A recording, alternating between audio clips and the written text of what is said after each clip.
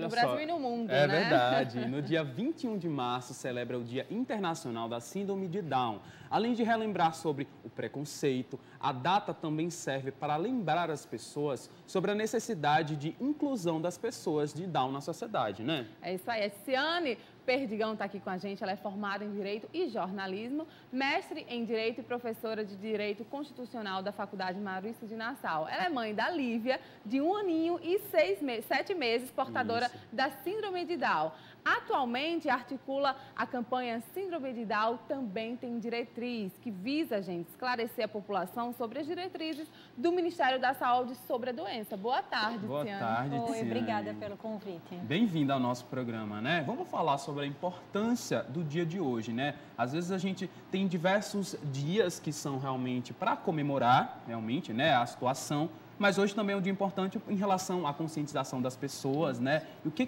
de fato acontece no dia de hoje? Na verdade, seria perfeito se a gente não tivesse um dia de síndrome de Down. Seria perfeito se a gente tivesse uma sociedade extremamente inclusa, em que essa visibilidade já fosse tão natural que não precisasse ser falada, que não precisasse ser exposta.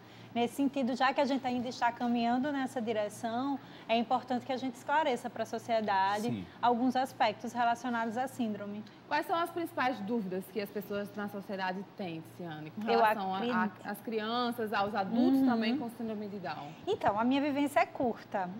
Eu tive minha filha há 1 ano e 7 meses atrás. A maioria das dúvidas que se tem é se síndrome de Down tem grau, porque algumas pessoas veem algumas crianças mais evoluídas e outras pessoas veem mais características visuais e às vezes não veem. E eu falo que síndrome de Down, na verdade, não tem grau. Não é uma gripe. Qual o grau da tua gripe? Não existe isso. Na verdade, são características genéticas, são estimulações do meio ambiente. E isso é que vai condicionar a situação de cada sujeito com a síndrome. Bacana. A síndrome de Down se caracteriza pela presença de 47 cromossomos em suas células, em vez de 46, como a maior parte da população. No Brasil, vivem aproximadamente 270 mil pessoas com síndrome de Down. O Brasil, Tiziane, está preparado para lidar com essa situação ainda? Você acha que não? É importante também a gente falar sobre isso, né? Isso. Eu acho que a questão da microcefalia trouxe à tona como nós éramos mal preparados para receber crianças que precisam de uma estimulação precoce. Na verdade, a gente, principalmente nas pessoas que moram em cidades de interior, pessoas que têm menos acesso à informação, a síndrome de Down o auxílio de saúde na síndrome de Down precisa melhorar muito.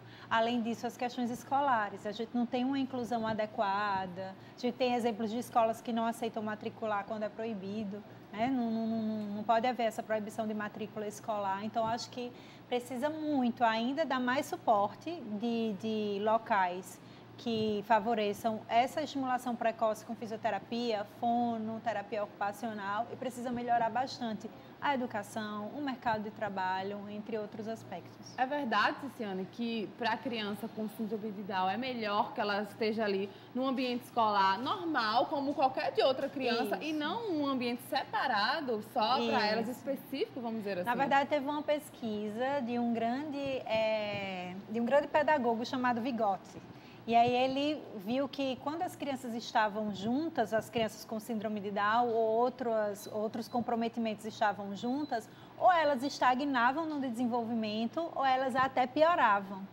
E aí, quando você está num ambiente em que as pessoas estão mais estimulando, e que são diferentes de você, e que tem outros níveis de aptidões para outras áreas, você é muito mais estimulado. Então, por isso a importância das crianças que tenham qualquer tipo de problema estarem incluídas em uma escola de crianças típicas. Eu me recordo que eu acho que teve uma campanha que dizia o seguinte: ser diferente é normal. Não sei se você lembra, né? É uma campanha que já dizia tudo, né? Realmente, as crianças não devem, de maneira nenhuma, ficarem separadas como se elas tivessem um problema de outro mundo, né? Porque isso vai dificultar muito mais a relação delas com as outras pessoas também, principalmente quando ela é criança, né? Exato, e todos nós somos diferentes. Sim, Cada um claro. tem as suas diferenças. Exato, e ela só tem algumas especificidades que modificam ela. E essa diversidade é que dá mais riqueza à sociedade, só que a sociedade precisa saber melhor lidar com elas. Agora sim, você é mãe de uma bebezinha, né? Que ela é portadora da síndrome de Down. Como é que você... como é que foi essa experiência? Como é que está sendo? Porque ela tem quantos anos? 1 ano e 7 meses. 7 meses, exato. Como é que é isso? Como é que você vê o mundo de outra forma, né? Você está ali tendo todo o cuidado junto com ela, você está descobrindo novos olhares, novas Exato. coisas. E quebrando Às até vezes, preconceitos é o que eu ia também, falar, né? às vezes existe um preconceito que você às vezes nem sabe. Aí uma filha, né, ou um filho vem justamente para isso, para você ver o mundo de outro jeito, né? Isso. Eu recebi o diagnóstico da síndrome da minha filha depois que ela nasceu, então eu não pude me preparar. O luto entre um filho idealizado e o filho real, ele aconteceu durante a Livinha na minha vida, e na verdade eu que agradeço a ela, porque ela me conquistou a cada sorriso. E eu acho que é muito comum as famílias acharem que a criança com síndrome de Down é um peso. Na verdade, não é. Eu costumo dizer que é um mundo paralelo, cheio de alegrias, que a gente só precisa estimular mais, ter cuidados mais específicos e que são crianças comuns, com problemas comuns e com vivências normais. Eu acho que ela tem me ensinado bastante a diversidade, a viver o hoje, a crescer no agora, a estar no presente. E eu tenho certeza que ela ainda vai surpreender e vai ensinar muito, muito para o mundo. Eu acho que isso é muito interessante, porque às vezes a gente acha que eles que vão aprender com a gente, mas na verdade é a gente que aprende com eles, né? Exato, Ensina, exato. né? E eu acho que crie peixe, mas não crie expectativa, o pessoal fala, né? Tem gente que o filho está na barriga e já fica pensando na faculdade que o filho vai prestar. E, na verdade, isso tudo são expectativas, são idealizações que a gente constrói sobre o outro. Verdade. E a gente só tem que aceitar o outro como ele é, que ele vai trazer muito mais para a gente. É verdade. Claro que sim. E, Tiane, quais são as diretrizes, né, que o Ministério da Saúde para portadores de síndrome de Down? Isso. A gente só pede para o termo portador não está sendo mais usado. Não A gente está fala sendo. pessoa com síndrome de Down, porque o portador dá uma ideia de que a pessoa porta e que depois ela pode tirar, já que porta. É muito legal essa coisa da gente justamente entrevistar pessoas, da gente falar sobre isso na televisão, aberta. Demais. Para quem está em casa, eu vou até entrar em outro assunto antes que você me responda essa pergunta, porque, gente, não tem como negar, não tem como fechar os olhos e falar que não há preconceito, que não houve na história, porque ainda tem que ser muito debatido, ainda tem que ser muito conversado, mostrado para um grande número de pessoas, pode ser na internet, pode ser na TV, com campanhas, como você falou, que existem campanhas, com entrevistas como essa, porque uma simples palavra dessa, às vezes as pessoas não sabem, e a gente acaba aprendendo com cada informação, com cada entrevista, né, com cada novidade, e assim a sociedade vai mudando. Antigamente, até existiam outros termos